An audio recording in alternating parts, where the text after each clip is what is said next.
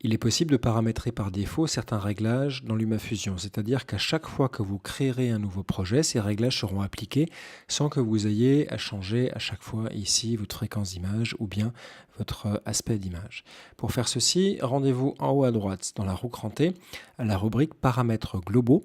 Ici, vous allez trouver ces deux réglages par défaut. Images par seconde, j'aime bien les régler sur 25 parce qu'on ne sait jamais si notre montage est susceptible ou non de se retrouver à la télévision. Et on sait que si vous réglez sur la norme américaine, qui est celle par défaut dans les téléphones, de 29,97 images, on aura beaucoup de mal à convertir ça pour quelque chose de propre en télévision. On aura des problèmes de saccade, de problèmes de désynchronisation de son. Donc mieux vaut s'en débarrasser en réglant ça sur 25 images par seconde. Et puis l'aspect d'image, 16 neuvième dans mon cas, vous pouvez le régler sur ce que vous voulez. Vous avez la possibilité de régler ça sur des vidéos carrées, 4 tiers, même si c'est plus très à la mode, photo, même cinémascope si ça vous chante, mais laissons-le pour l'instant sur 16 neuvième.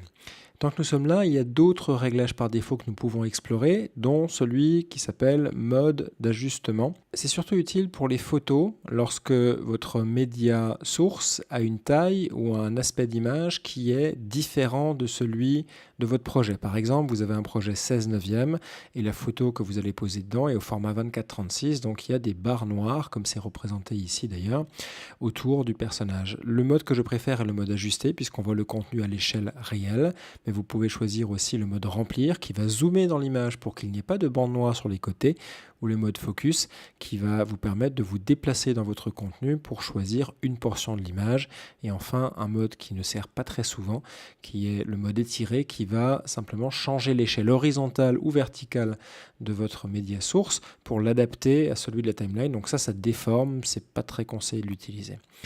Ensuite, des réglages que nous avons évoqués plus tôt dans les tutoriels, la durée par défaut des photos que vous posez dans votre chronologie, la durée par défaut des titres que vous allez utiliser et la durée par défaut des transitions que vous allez utiliser. Quant au reste des réglages, ils ne sont pas très utiles à ce stade.